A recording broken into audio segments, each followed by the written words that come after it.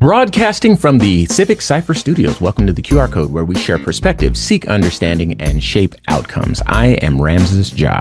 Ramses Ja, I am your brother Q Ward. Yes, you are. What's going on, man? Everything, man. We got an amazing show today. I'm really excited to get into the weeds and a lot for you to stick around for. We are going to be discussing Father's Day.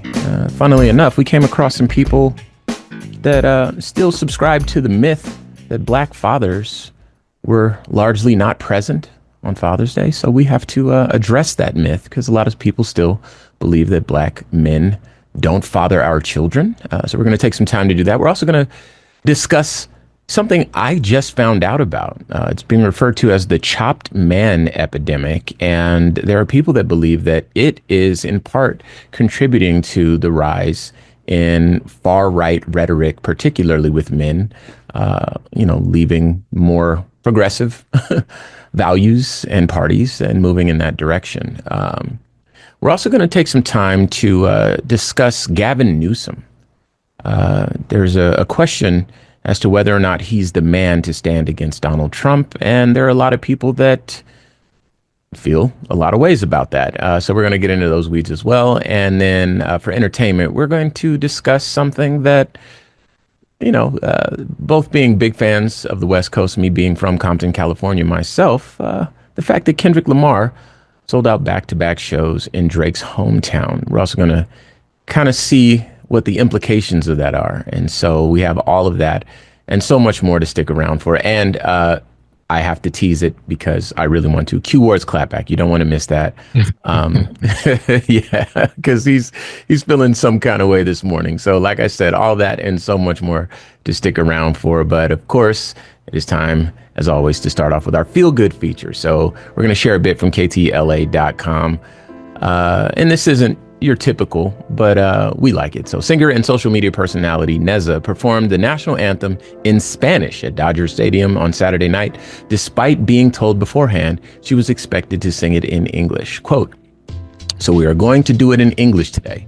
I'm not sure if that was relayed. An official can be heard saying in a video Neza posted on social media.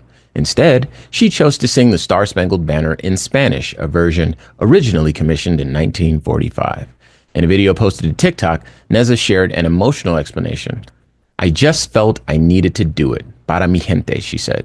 "Safe to say I'm never allowed in that stadium ever again," unquote. The team has not released an official statement regarding the protest or ICE raids, but did clarify that fan misconduct will not be tolerated. During a recent game, a spectator was removed from the stands for holding an anti-ICE sign, prompting both boos and cheers from the crowd. So yeah, I've already said that I love this. Q, you care to share how you feel? It's an interesting stance. Almost exactly half the population in Los Angeles is Hispanic. Mm-hmm. So, of course they haven't released a public statement because that would drastically affect their market share and, whatever else they actually care about. If they really cared about doing the right thing, they would have never told her not to do it in Spanish in the first place. That's my whole take. Like, shout out to her for standing up for La Raza.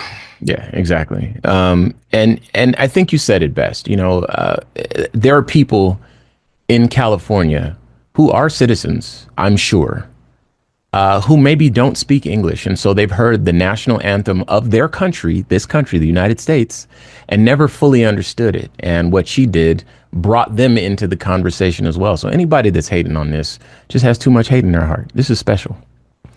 All right. So, we had a big weekend coming off of, yesterday's show. How was your Father's Day, Q? My Father's Day was interesting, man. Spending it. Father's Day has always been complicated. Let me start there. Losing my father when I was 16 years old. Eventually you cope better and it's not as difficult and it's not as heavy. Mm-hmm. And Father's Day traditionally brings you back to the absence of your father. Except becoming a dad kind of flipped that, where it's the day where, as dad, you become the one being celebrated and the one who's kind of has the spotlight shined on you. So, I didn't get to spend the day with the kids because I was working, but, I had some special FaceTimes with them and, that always makes my heart warm, man. But Father's Day has a traditionally complicated emotional kind of it's a collectively complicated emotional day for me. Sure, sure. I know your story, so I'd go with that. Um, I have two sons. I didn't get to see both of them, but I heard from my older son. He's living his life, and my little boy, he wasn't too busy to come see dad. So, we I'm hung out. surprised because he be busy. He's busy, right?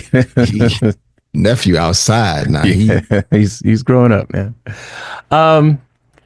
But there's something that kind of always bugged me, growing up, and it was this idea that black men didn't, take care of our children. And I recognize that there are some examples, a lot of examples of black men not taking care of their children, but there are a lot of examples of men in general not taking care of their children. And somehow our race was the one that was labeled as particularly, I guess, particularly susceptible to black absentee fathers somehow, like black men somehow we just didn't love our children or something like that. And that's something that never felt right to me because, in Africa, where black people are, you don't hear about that, right? And so this idea that black men, because of their blackness, are somehow absent from their children's lives felt a little strange. And that's something that I'd always connected. Yeah, that's the important part though that you point out. It's the because of the blackness part. That's the whole reason that the narrative exists, right? It's not that some men leave and don't stay with the women that they have children with, that they're either not married to or that they divorce and want nothing to do with. It's that black men, because they're black, don't stay and take care of or raise or support or protect their children. So that's the reason why that ridiculous narrative ever came into play, was so someone would have an excuse to say the why part out loud. Sure. I think that what you're saying, I want to add a little bit more to it. Now, I didn't prepare these notes, but this is something that we learned and researched a long time ago during Civic Cypher. Now, black men and women, marriage rates, particularly with respect to black women, are low. Okay, black women are the most likely to be unmarried, unwed, and most likely, as a result, to be have children out of wedlock. If I remember that correctly, and numbers change, but this is kind of the way I remember the story that we covered. But there are roots there too, and they go back. The origin story of that, sort of the primordial ooze of that phenomenon, happened right around the time of the Great Depression, where poor white families were able to receive benefits, and they were prioritized over poor black families. Poor black families that had a father in the home were more likely to be turned away and say, hey, look, you have, two people in the household, you guys will be fine. And so that started this idea of, hey, look, if we're not together, we will have a better chance of raising a successful family, right? And those flames were fanned, if I'm not mistaken, in like the 50s or 60s by Democrats. Because Democrats saw that data of like unwed mothers and started to create this idea that all of the problems that black people were dealing with were the result of, this facet of the country. And, there's other problems that because black women were married, well married well into, the 70s. I think in the 80s it started to drop off a little bit. But, that's where the flames were fanned. Okay. And, the culture shifts. I always say, poverty shapes culture more than culture shapes, poverty, or culture leads to poverty. Poverty will shape your culture. And so now there's a culture of like, this is okay. We don't need to be married, blah, blah, blah. And that's not just exclusive to black folks. But that it's important that we say that because I think a lot of people, when they see an unwed mother, they think this mother is doing it alone. And the CDC did a study in 2014, if I'm not mistaken, where they actually dug into this to try to figure out what was going on with not just black people, all races, with paying particular attention to fathers. Now, I'm telling you this like you don't know it because we've talked about it before, but for the benefit of our listeners, I'm going to share a bit from Vox not because they're particularly special, but because they capture this, I think, better than some of the other articles that we could have sourced. So this is from Vox. There's a very pervasive myth about black fathers that they're more often than not absent from their children's lives. But if you look at the data, it turns out the truth is far more complicated than the ugly stereotype suggests. New York Times columnist Charles Blow previously took on this myth. Blow started with the basis for much of the idea. Centers for Disease Control and Prevention data showed 71.5% of black non-Hispanic children in 2013 were born to unmarried women, compared with 29.3% of white non-Hispanic children. Okay, so that's a little bit more than double there. Okay, but as Josh Lebs pointed out in his new book, all in, 2.5 million of 4.2 million black fathers, or about 59.5%, live with their children. Okay, they may not be married to the mother, but they live in the house. Okay, and this goes back to that culture, that shift of culture, the poverty shaping that. Lev's numbers suggest that it's not true, as the CDC figures suggest, that 71.5% of black dads are absent from their homes, but rather that many of them are simply unmarried. And when black fathers do live with their children, they're just as, if not more likely to be involved in their kids' everyday lives. Blow cited CDC data that showed black fathers are more likely than their white and Hispanic counterparts to feed, eat with, bathe, diaper, dress, play with, and read to their children on a daily basis. I want to read that again. Black fathers are more likely than white and Hispanic counterparts to feed, eat with, bathe, diaper, dress, play with, and read to their children on a daily basis. While some of the differences in the data aren't statistically significant, the figures indicate that black dads are at least as likely to remain involved in their children's lives as those of other races. Still, the same CDC data shows black men are nearly 3 times as likely as white men to have at least one child they don't live with. But Blow pointed to policy-driven issues that may be driving the disparity. For example, a previous report by Justin Wolfers, David Leonhardt, and Kevin Quealy for the New York Times found that there are 100 black women not in jail or prison for every 83 non-incarcerated black men. So mass incarceration has actually drained 1.5 million black men, many of whom are young and marrying age, from their communities, making it more difficult for black women to find committed partners of the same race. That's all I needed to say. Q, weigh in here. I mean, there's not much to say after that. The pushing back on the narrative not being true, supported by the data and the facts that support where we stand. Mm-hmm. We're as present, if not more so, than every other ethnic group with regards to raising, rearing, and nurturing our children. And it's always been as important to us as everyone knows. But again, the whole narrative was shaped so they could check another box to why being black was bad.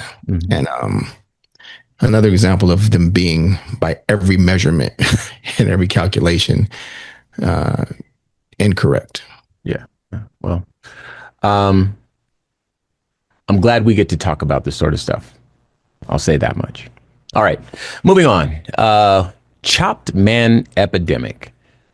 Okay, I just heard about this today. I think you're in the same boat as me, right? Yeah. Even once you said it, I didn't know it was a thing. Like calling it the something epidemic when you haven't heard of it, no one's ever heard of is, well, apparently not no one, but if it's an epidemic, we should all know about it. Okay. All right. So I want to, full disclosure here. Q and I, we like to do journalistically credible research. Chris Thompson demands it. We demand it of ourselves, right? And of course, our listeners demand it as well. But every so often we come across something like this where the research hasn't caught up to it. So we're going to do our best to kind of explain this to you. I think I'll go first because I've been in these weeds a little bit more than Q. But this is primarily a social media algorithm site-based phenomenon Insofar as I can tell, there are no articles about this or anything like that, but it's prevalent enough and it's being circulated enough to where it's something that, kind of fits. Some we need to talk about. Chopped man epidemic. First off, chopped is a term that is used to describe an undesirable, in terms of dating, an undesirable man. In other words, this is something that women, I suppose, of dating age and who are subscribing to this sort of dating culture will refer to a man as being chopped if he's not desirable, right? So the implication of the term chopped man epidemic is that there are women who feel that most men are undesirable to them. There's a lot of men that are not desirable. And there's a video that ended up kind of going viral and setting off this whole thing, right? And this was a woman saying that she received a compliment and it made her day because the compliment came from someone that she considered to be attractive. And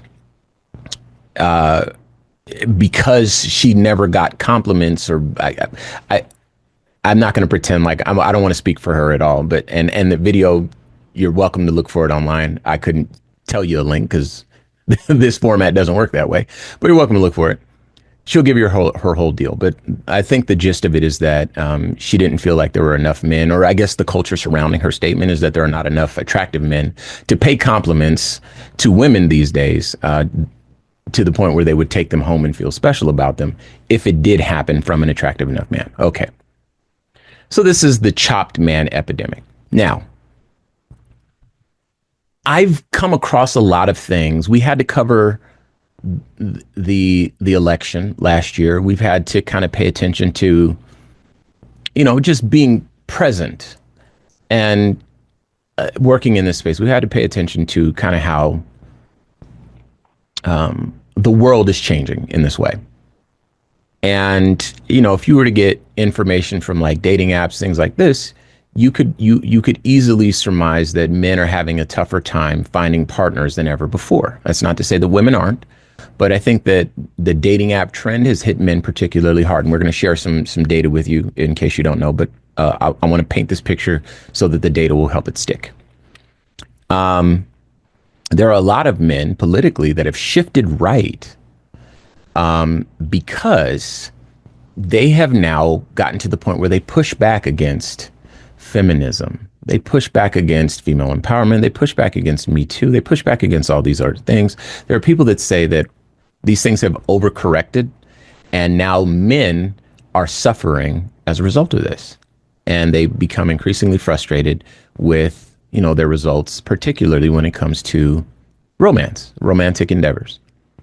And then they find a sense of community in these fringe areas of the internet or the manosphere, which is kind of these men teaching boys to be alpha males as though that's a thing.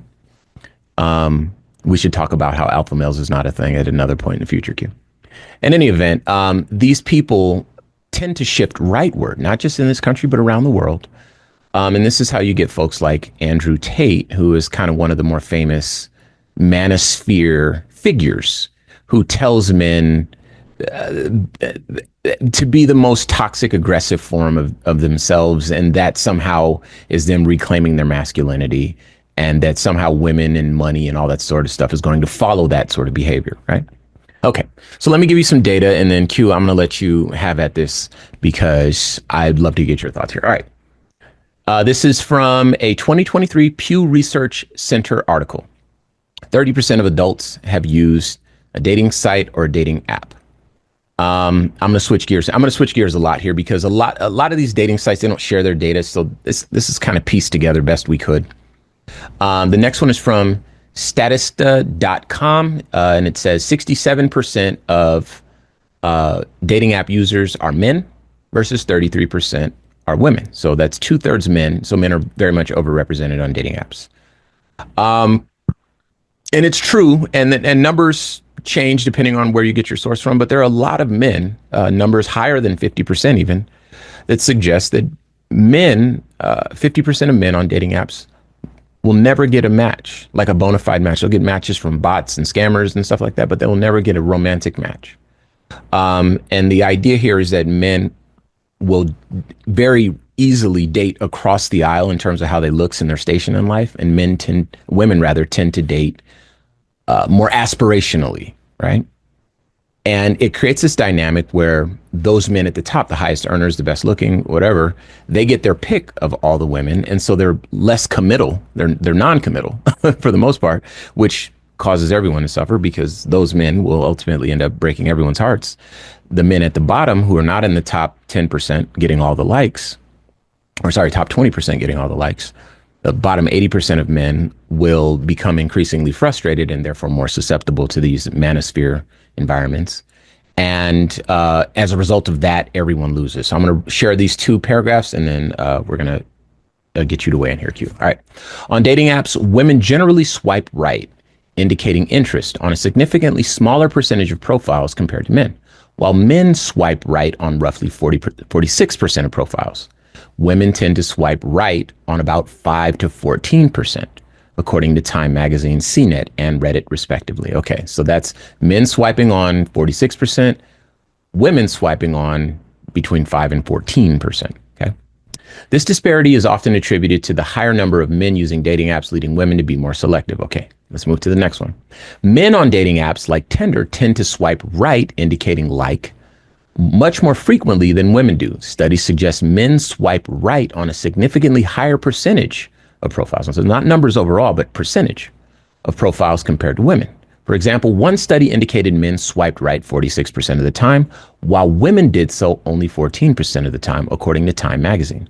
Other estimates range from 60 to 70% for men to around 6% for women. So imagine men swipe on 70% of profiles, women swipe on 6% of profiles.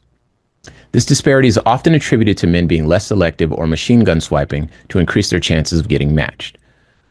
So not only are men overrepresented, women swipe less. So it's very possible for a lot of men to end up with zero swipes. And this is kind of just a good way to get some data terms to help us identify interest. So this chopped man epidemic might be something that will have fertile ground in a manosphere space because they can all push back on this. Why are these women not dating across? Why are they all dating aspirationally? What about us? They're ruining the entire culture as a result of this. All right, Q. Just wanted to paint the picture. What a handoff. Like, it's okay. When we get off the air, I'm going to talk to you because that's a rough place to sit the plate in your brother's lap. That's fair. Okay. I did my best. It's a very interesting, thing to observe because, dating aspirationally is what we all want to do. Mm-hmm. But at some point, there's only so much rejection you can take before you might bring your expectations down a little bit. Okay. And that seems to be more common with men. With regards to how that changes a men's mindset and pushes them to the fringes is the idea of we've gotten rid of like shame. So instead of a person, being held accountable for something, they can find a group that tells them that it's okay.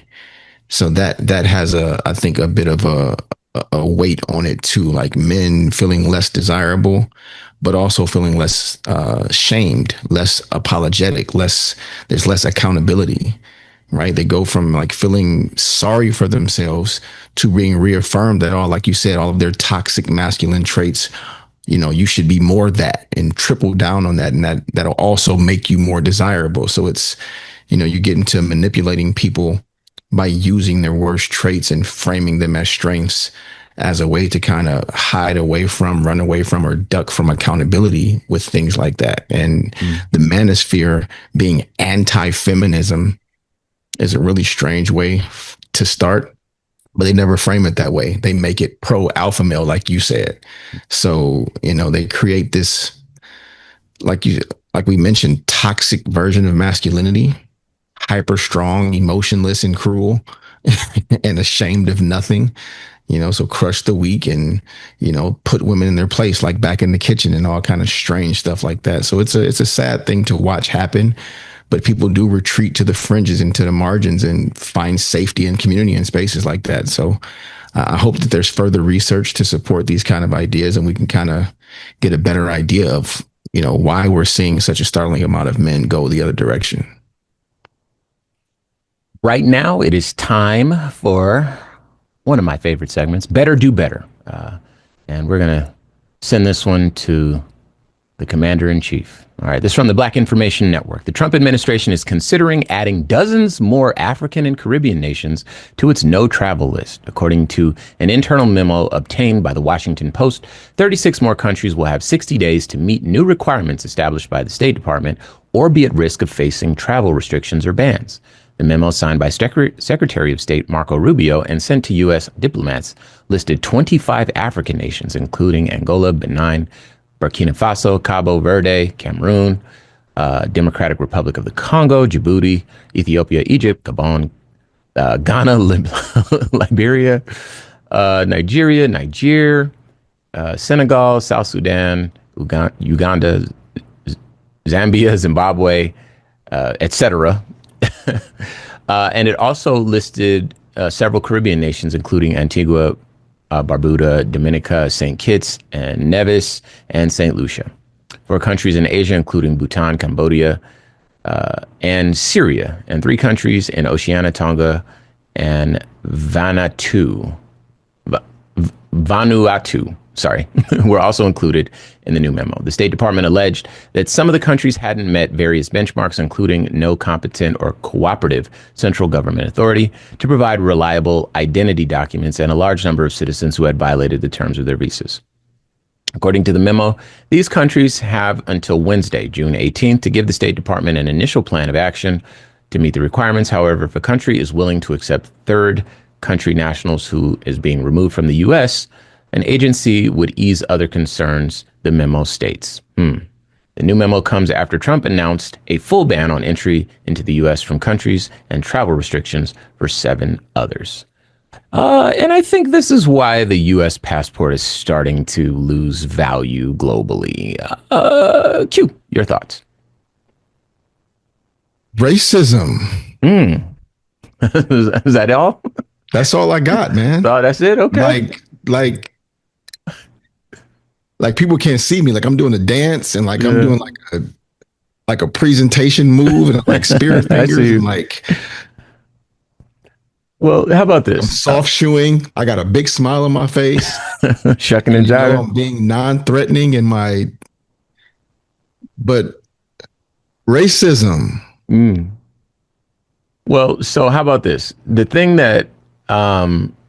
So no white countries fall in no white African country and on Asian. Earth on the whole planet failed to meet this whatever criteria. But all of the black and brown countries, because this is the second rollout, by the way. So there's some countries that Ramses didn't just say because they already said them.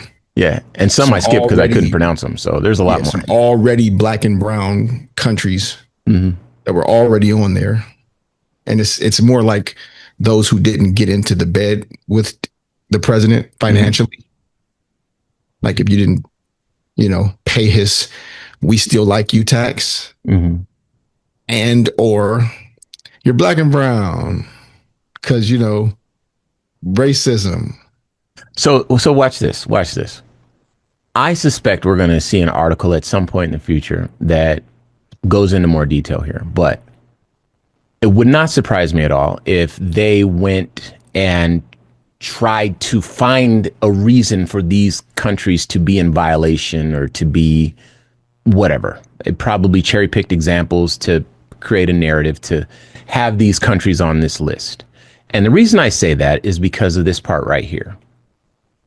According to the memo, these countries have until June 18th to give the State Department an initial plan of action to meet the requirements.